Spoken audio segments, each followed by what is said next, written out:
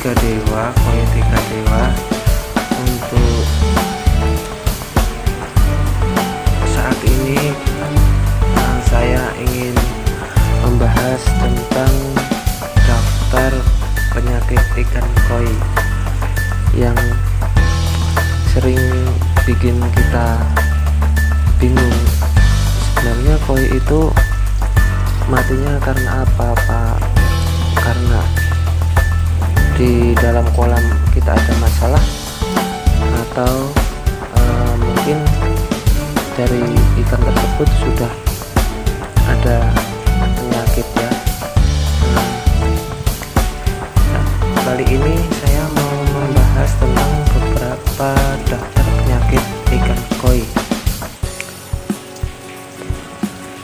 Langsung aja ya teman-teman. Yang paling umum itu salah satu penyakit yang ditemukan pada ikan koi adalah inch atau WS, alias penyakit white spot, yang dimana penyakit itu protozoa mulai pertumbuhannya di kolam dan kemudian melekat pada insang koi itu pada saat dewasa. Parasit WS ini atau inch awalnya muncul seperti butiran putih garam pada tubuh koi. Penyakit WS ini dapat membunuh juga koi-koi kecil ya, terutama di kolam yang ramai, dan dapat menyebabkan infeksi bakteri lainnya pada ikan. Ikan kita bisa tertular ya teman-teman. Kemudian untuk penyebab infeksi ini dan juga bakteri lainnya pada ikan itu, untuk white spot dipicu oleh kualitas air yang buruk, sehingga kita perlu mengatasi penyakit ini mulai dari akarnya. Parameter kimiawi air yang tepat itu harus dicapai ya teman-teman. Penyakit white spot ini tidak hanya menyerang pada ikan tropis, namun juga dapat menginfeksi ikan air dingin. Mereka perlu menempel pada ikan itu selama kurang lebih 48 jam teman-teman. Setelah menetas atau mereka akan mati. Begitu mereka menempel pada ikan, mereka menggali ke dalam kulit ikan koi tersebut dan memakan jaringan yang ada dalam ikan tersebut. Setelah memakan jaringan ikan selama kurang lebih 3 minggu, mereka melepaskan diri dan pindah ke dasar kolam untuk bereproduksi. Penyakit white spot ini atau inch itu menetas dari kista di dasar kolam dan menggunakan tentakel mirip rambut yang disebut silia. Itu untuk berenang ya teman-teman. Kemudian untuk mengobati penyakit ini ada beberapa metode yang banyak digunakan untuk mengobati penyakit white spot ini atau inch. Yang pertama, kita dapat meningkatkan konsentrasi garam ikan itu di kolam atau akuarium karantina menjadi sekitar 0,5% itu selama beberapa hari. Pada saat yang sama, kenaikan suhu air secara bertahap ke suhu sekitar kurang lebih 26 derajat sambil meningkatkan aerasinya. Karantina ini bisa berlangsung selama sekitar 2 minggu dan merupakan cara yang paling efektif dan lebih murah untuk menangani protozoa white spot ini. Kemudian metode yang kedua yang bisa kita lakukan adalah metode yang sudah benar-benar teruji ya teman-teman. Untuk menangani parasit secara umum ini melibatkan penggunaan malachite green atau formalin. Menggunakan keduanya secara bersamaan pasti akan efektif melawan penyakit white spot ini. Tetapi kita mungkin bisa mengobati dengan malachite green saja teman-teman. Untuk perawatan singkat di karantina, kita dapat mencampurkan 1,5 mg Malesit Green 1/1 liter air itu selama kurang lebih 1 jam teman-teman. Dan waktu kita menggunakan Malesit Green ini sebaiknya kita menggunakan sarung tangan saat memegang Malesit Green atau formalin ini. Itu untuk penyakit white spot ya teman-teman. Kemudian ada juga penyakit yang sering menunjukkan tanda-tanda pembengkakan atau pengangkatan sisik. Itu dinamakan dropsy. Itu penyakit yang kedua ya teman-teman, yang biasanya itu atau disebutnya penyakit Penecone. Jika kita pernah melihat ini, nggak usah ragu teman-teman untuk memisahkan ikan yang terinfeksi dari yang lain, itu supaya nanti ikan yang lain tidak tertular ya. Kemudian kita perhatikan ikan kita dengan cermat untuk mengetahui gejala-gejala ini sedini mungkin agar ikan kita yang lain memiliki peluang untuk lebih baik atau untuk bertahan hidup. Selanjutnya untuk mengobati penyakit dropsy ini, saya sarankan untuk melihat pada ikan kita kalau sudah kembung itu dengan sisik terangkat, itu berarti ada gagal ginjal dan hati.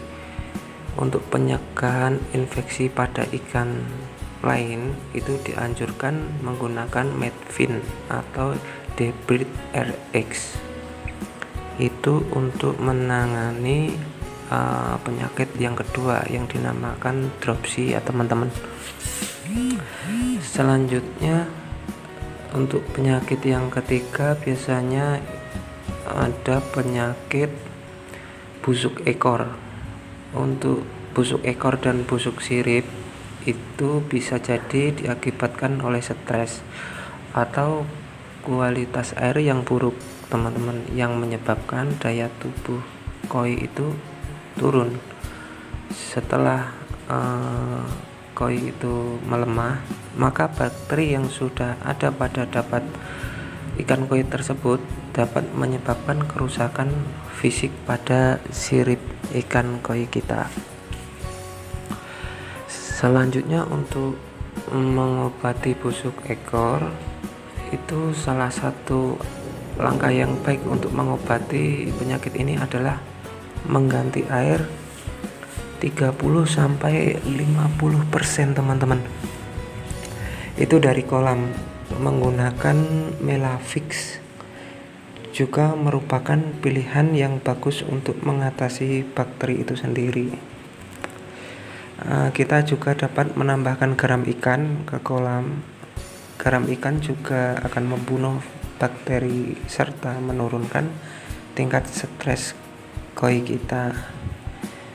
Jika kita mau juga bisa memberikan Medvin seperti halnya pada perawatan mata berawan teman-teman. Selanjutnya untuk yang keempat itu ada penyakit busuk mulut. Pada penyakit ini gejala yang paling sering itu adalah dari masalah yang lebih besar dari biasanya, itu kualitas air yang buruk teman-teman, menyebabkan kesehatan ikan akan terganggu dan bisa memicu infeksi teman-teman.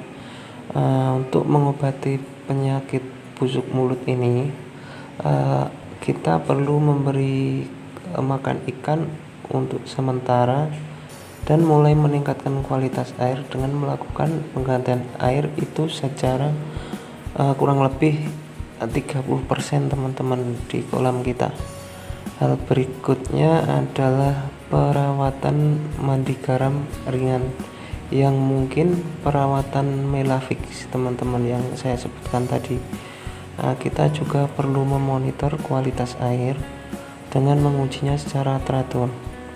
Selain itu kita dapat memisahkan ikan dan mengobati ikan yang luka dengan hidrogen peroksida atau yodium, teman-teman. Selanjutnya untuk penyakit yang kelima adalah penyakit Silodonella. Gejala pada penyakit ini yang termasuk dalam serangan penyakit protozoa adalah ikan terlihat sekarat di permukaan dan berguling ke sisi. Silodonella ini adalah pembunuh koi yang terkenal jahat, teman-teman.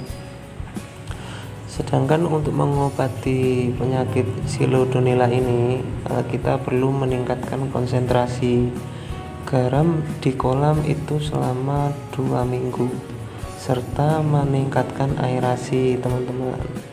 Itu untuk mencegah penyakit Silodonella. Lanjut, untuk yang keenam ada bakteri Aeromonas. Bakteri ini berhubungan dengan borok dan erosi sirip, teman-teman. Untuk mengobati Aeromonas ini, koi kita perlu suntikan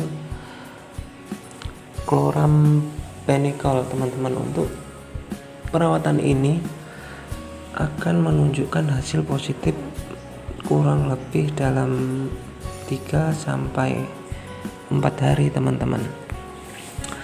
Itu untuk penyakit Aeromonas. Kemudian untuk bakteri ketujuh itu ada Pseudomonas. Seperti Aeromonas, bakteri ini juga berhubungan dengan borok dan erosi sirip. Untuk mengobati kita membutuhkan suntikan Baytril, teman-teman. Untuk yang nomor 8, kita biasanya menemui bakteri atau penyakit columnaris. Untuk bakteri ini tak hanya akan menyerang tempat yang cedera pada ikan koi kita, tapi juga akan menyebabkan sirip, ekor, dan mulut ikan koi kita itu akan membusuk, teman-teman. Ikan kita dapat rentan terhadap columnaris selama masa stres. Ikan akan terlihat cenderung mengembangkan lapisan putih pada kulitnya, teman-teman, serta memperlihatkan mata yang cekung. Ini bisa menjadi pembunuh yang cepat. Jadi pastikan untuk mengambil tindakan cepat ya, teman-teman. Untuk menanganinya, saya sarankan untuk makan koi medfin atau Debridge RX. Itu akan membantu ikan pulih dengan strategi perawatan dari dalam keluar, teman-teman. Untuk yang kesembilan ada penyakit cacing jangkar atau Lernia. Cacing jangkar juga dikenal sebagai Lernia, teman-teman. Itu adalah parasit krustasea yang menempel pada kulit ikan, teman-teman, atau menggali ke dalam kulit ikan koi kita. Lernia betina itu menempel pada ikan, sedangkan yang jantan tidak.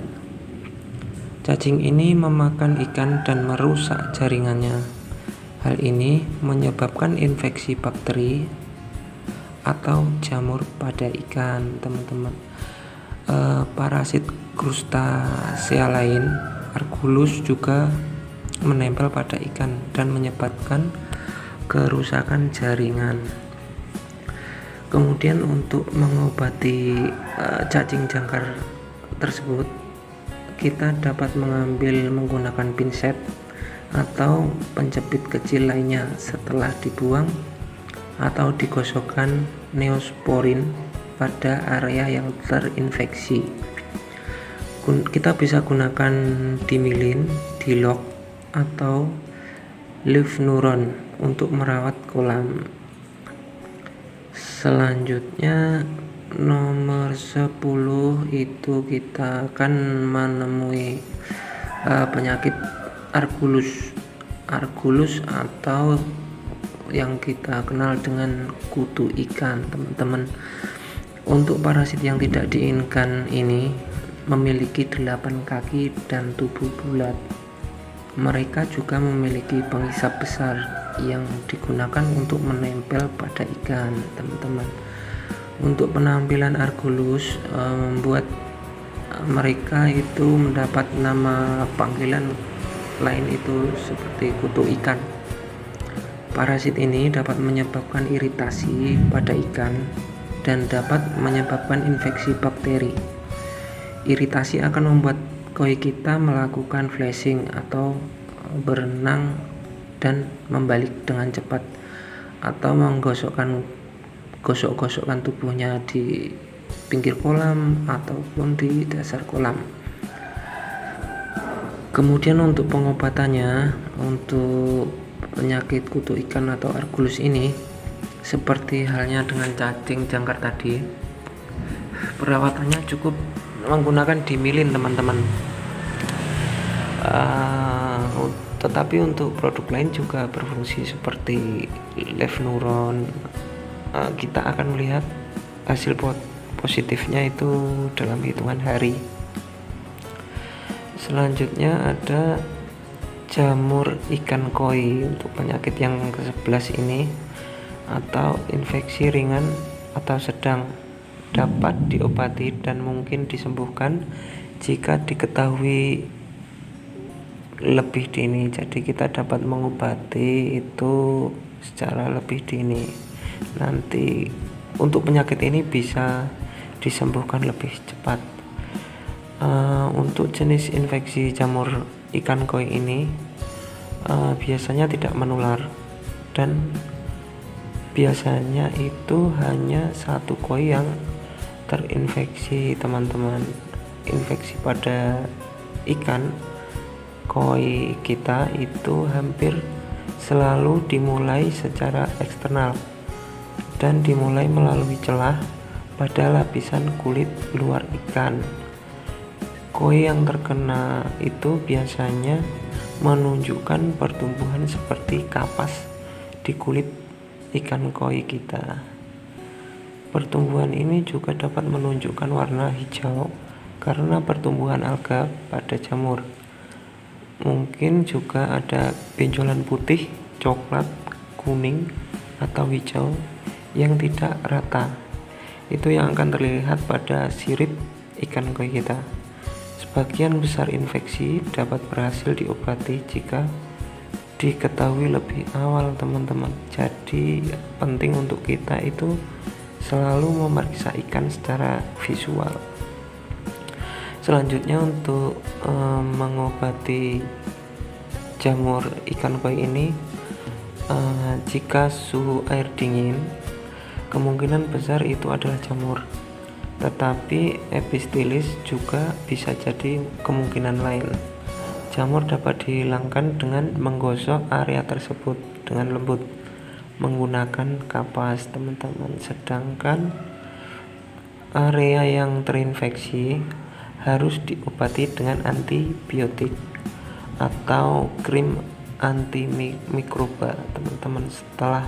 Setelahnya itu segera ya diberikan antimikroba. Jika kita tidak yakin apakah itu jamur atau epistilis, kita bisa coba untuk meningkatkan salinitas kolam atau akuarium karantina kita. Jamur ini tidak akan terpengaruh secara negatif oleh garam, tetapi epistilis akan terpengaruh. Selanjutnya, teman-teman, untuk penyakit kurus atau skinny disease, penyakit ini disebabkan oleh infeksi bakteri yang menyebabkan ikan kita terlihat seperti tersedot ke